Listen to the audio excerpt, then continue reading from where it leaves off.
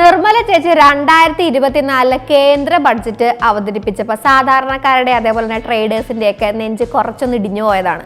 പക്ഷെ പേടിക്കണ്ട,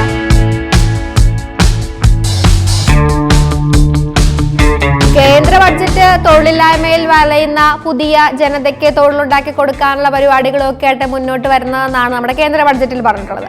അങ്ങനെ നോക്കുകയാണെങ്കിൽ പുതിയ ട്രേഡിംഗ് ആപ്പുകളും അല്ലെങ്കിൽ ട്രേഡിംഗ് വഴികൾക്കുള്ള കൂടുതൽ സൗകര്യങ്ങളും ഒപ്പം തന്നെ പുതിയ ബിസിനസ്സുകൾക്കുള്ളൊരു സംരംഭമാണ് അല്ലെങ്കിൽ ഒരു വലിയ അവസരമാണ് നമുക്ക് തുറന്നു കിട്ടാൻ പോകുന്നത്. പുതിയ ബഡ്ജറ്റ് പറഞ്ഞിട്ടുള്ള അല്ലെങ്കിൽ ഈ പാവം ട്രേഡേഴ്സിന്റെ നെഞ്ചുലച്ച് കളഞ്ഞൊരു കാര്യം എന്ന് പറയുന്നത് ഇതിനകത്തൊരു ടാക്സിന്റെ കാര്യം വന്നതുകൊണ്ടാണ്.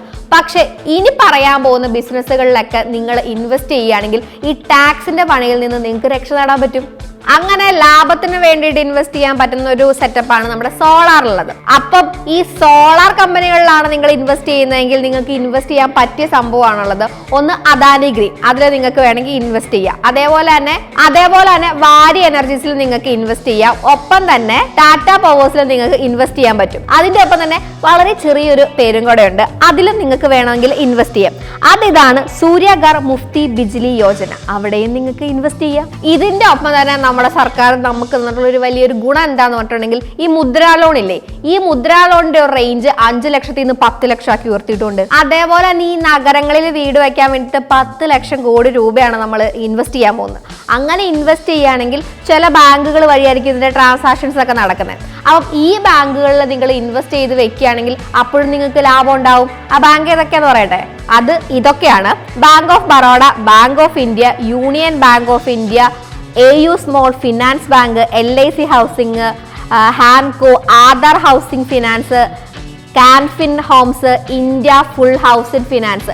ഇതെല്ലാം വഴിയാണ് നമ്മൾക്ക് ഈ പൈസ വരുന്നത്, അല്ലെങ്കിൽ ഇതെല്ലാം വഴിയിട്ടാണ് ഈ വീട് വെക്കാനുള്ള പരിപാടിയുടെ കാര്യങ്ങൾ നടക്കുന്നത്. അപ്പോൾ അതുവഴിയും വലിയൊരു ലാഭം, അല്ലെങ്കിൽ ഈ ബാങ്കുകളിൽ ഇൻവെസ്റ്റ് ചെയ്യുന്നത് വഴിയും ഒരു നല്ല ലാഭം ട്രേഡേഴ്സിന് ഉണ്ടാക്കാൻ പറ്റുമെന്നാണ് പറയുന്നത്.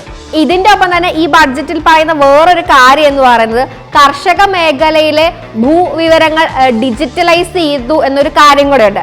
ഇതും ഒരു തരത്തിൽ പറഞ്ഞിട്ടുണ്ടെങ്കിൽ ഈ ട്രേഡിങ്ങിനും അല്ലെങ്കിൽ ബാക്കിയുള്ള കാര്യങ്ങൾക്കും ഒക്കെ ബെനിഫിഷ്യൽ ആയിട്ട് തന്നെയാണ് കാര്യത്തിൽ വന്ന് ഭവിക്കാൻ പോകുന്നത്. ഈ കാർഷിക മേഖലയ്ക്ക് വേണ്ടിയിട്ട് മാറ്റി വെച്ചിട്ടുള്ളത് 1.52 ലക്ഷം കോടി രൂപയാണ്.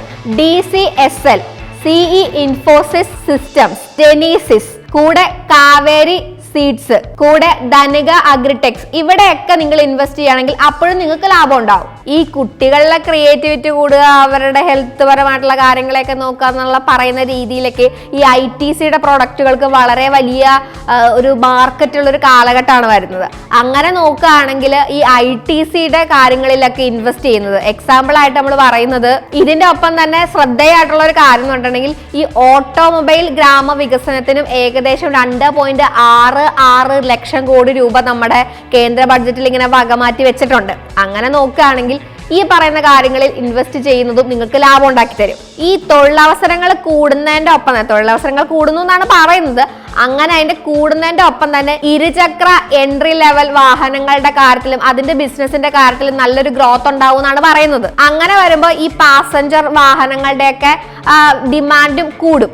അങ്ങനെ വരികയാണെങ്കിൽ എങ്ങനെ hero motor corp, Maruti, TVS Motors, ഇതിന്റെ ഒക്കെ കാര്യത്തിൽ ഒരു നല്ലൊരു ഗ്രോത്ത് ഉണ്ടായിരിക്കും. അപ്പൊ ഇതിലൊക്കെ ഇൻവെസ്റ്റ് ചെയ്താൽ നിങ്ങൾക്കൊരു ലാഭം പ്രതീക്ഷിക്കാൻ പറ്റുമെന്നാണ് പറയുന്നത്. ഇനിയിപ്പം ഇച്ചിരി സ്വർണ്ണമൊക്കെ മേടിച്ച് ജുവലറി ഒക്കെ മേടിച്ചിട്ട് നമുക്ക് എന്തെങ്കിലുമൊക്കെ സെറ്റപ്പ് ആക്കാം എന്നാ വിചാരിക്കുന്നെങ്കിൽ അവിടെയും ലാഭം ഉണ്ടാക്കാൻ സാധിക്കുന്ന ചില കാര്യങ്ങൾ ഉണ്ടെന്നാണ് പറയുന്നത്. സ്വർണം, വെള്ളി, പ്ലാറ്റിനം. സ്വർണം, പ്ലാറ്റിനം, വെള്ളി എന്നിവയുടെ ഈ ഇറക്കുമതി തിരുവ കുറച്ചിട്ടുള്ളതും ഒരു ഗുണകരമായിട്ടാണ് വരാൻ പോകുന്നത്. അങ്ങനെ നോക്കുകയാണെങ്കിൽ Titan, Kalyan jewellers, Sesko gold, ഇതിലൊക്കെ നിങ്ങൾ ഇൻവെസ്റ്റ് ചെയ്യുകയാണെങ്കിൽ അപ്പോഴും ലാഭം നിങ്ങൾക്ക് കിട്ടും. അപ്പോൾ ജ്വല്ലറി മേഖലയിൽ ഇൻവെസ്റ്റ് ചെയ്യാൻ തീരുമാനിച്ചാലും ഇവിടെയൊക്കെയാണ് ഇൻവെസ്റ്റ് ചെയ്യുന്നതെങ്കിൽ അവിടെയും നിങ്ങൾക്ക് ലാഭം കിട്ടും. അപ്പോൾ വേണമെങ്കിൽ ഇതിലൊക്കെ ഇൻവെസ്റ്റ് ചെയ്ത് ലാഭം ഉണ്ടാക്കാൻ നോക്കിക്കോളുക. ജീവിതം കുറച്ച് പാടായിരിക്കും ഇനിയൊക്കെ. ചുരുക്കി പറഞ്ഞാൽ മോദി സർക്കാരിനെ സപ്പോർട്ട് ചെയ്യുന്ന ആളുകൾക്കാണ് ഈ പറഞ്ഞ ലാഭങ്ങളൊക്കെ വന്നിട്ടുള്ളത്. അപ്പോൾ ഈ രീതിയിലാണ് കാര്യങ്ങളൊക്കെ പോകുന്നത്. അപ്പോൾ സപ്പോർട്ട് ചെയ്യുന്ന ഇടങ്ങളിൽ ലാഭം ഉണ്ടാവാനുള്ള ചാൻസ് ഉണ്ട്. അവിടെ ഇൻവെസ്റ്റ് ചെയ്താൽ നിങ്ങൾക്ക് ലാഭം ഉണ്ടാവും.